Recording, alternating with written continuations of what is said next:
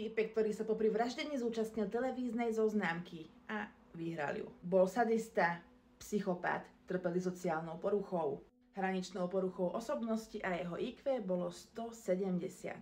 Dámy a páni, Rodrigo Alcala. Rodrigo, alebo familiárne Rodney, sa narodil v roku 1943 v Texase. Rodney mal v celku úplne normálne detstvo. Keď mal 11 rokov, ich otec ich opustil a spolu s mamou aj 2 sestrami sa presťahovali do Los Angeles. Rodney v 17 rokoch narukoval do armády, ale nezvládal ju tak úplne najlepšie. Aby som bola konkrétna, po 3 rokoch sa nervovo na totálku zrútil. Navštívil vojenského psychiatra a ten takmer okamžite vyhodnotil, že Rodney mu uleteli včely a to nie hociak. Lekár mu diagnostikoval narcizmus, sadizmus, psychopatiu a okrem toho lahôdky ako hraničná porucha osobnosti a disociálna porucha.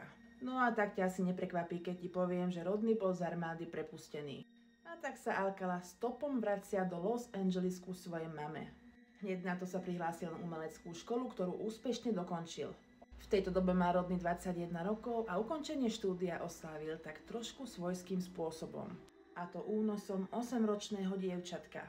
Písal sa rok 1968. Rodney vlákal do svojho auta 8-ročnú Tali Shapiro. Potom ju uniesol a zobral ju do svojho bytu, kde ju znásilnil a dobil kovovou tyčou. Avšak toto dievčatko malo obrovské šťastie v nešťastí. Totiž keď bola Tali Shapiro vtiahnutá do auta, celé to z diaľky sledoval jeden neznámy muž. Ten okamžite správne vyhodnotil situáciu a auto Rodneyho začal prenasledovať. Okamžite zavolal policajtom a nadiktoval im ešpezetku vozidla. No to nie je všetko. Rodneyho a dievčatko prenasledoval až úplne k nemu domov. Potom opäť zavolal na políciu a povedal im presnú polohu Rodneyho a dievčatka. Keď polícia dorazila na miesto, Rodneymu a Alcalovi zaklopali na dvere. Alcala im cez zavreté dvere zakričal, že hneď ich pustí dnu, len si na seba niečo hodí. Samozrejme, bola to lož. Alcala využil tých pár sekúnd a utiekol cez okno. Doslova pár sekúnd na to polícia vtrhla do bytu a pred nimi ležala malá Tali v kaluži krvi. V prvom momente Tali nejavila žiadne známky života, no po pár sekundách akoby nejakým zázrakom začala lapať po dychu. Tak nie je pochyb o tom, že polícia vyrušila Rodneyho v hodine 12. Ako sa dalo čakať, Rodney sa hneď na druhý deň sťahuje do New Yorku. Prihlási sa na filmovú školu, kde vystupuje pod menom John Berger. Len taká malá pikoška, na tejto škole učil Roman Polanski, s ktorým neskôr Rodney aj spolupracoval. Tí, čo neviete, Roman Polanski bol manželom Sharon Tate, ktorá bola zavraždená bandou Charlieho Mansona. No naspäť k nášmu príbehu. Vďaka škole, ktorú Rodney v New Yorku navštevoval, dostal prácu poradcu v detskom umeleckom tábore. Ono mu to skoro aj fungovalo, lenže FBI vyhlásilo pátranie a Rodneyho podobizeň bola zrazu všade.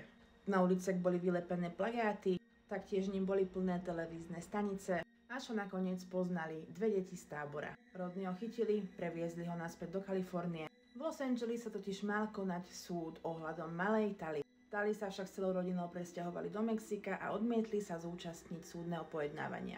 Žiaľ, bez jej výpovede Rodneyho nebolo možné obžalovať z pokusu o vraždu. A tak dostal 17 mesiacov a čo chvíľa je opäť na slobode.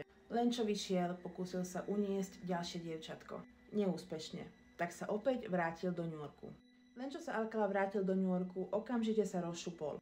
Zabil 3 mladé ženy a z toho jedna bola krstná mama herca Deana Martina.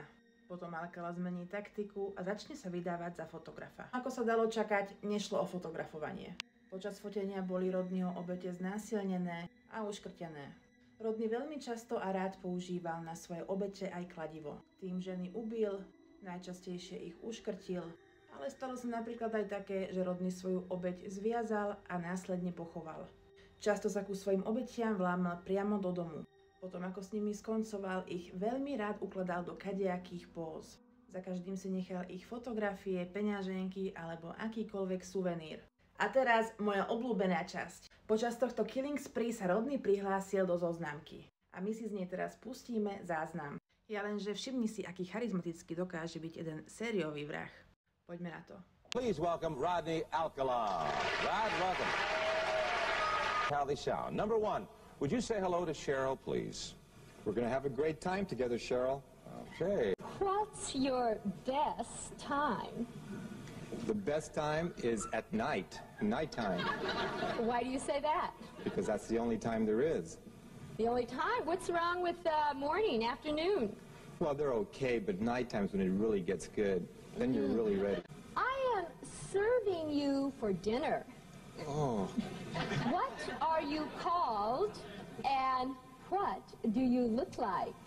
I'm called the banana, and I look really good. Come on, over here.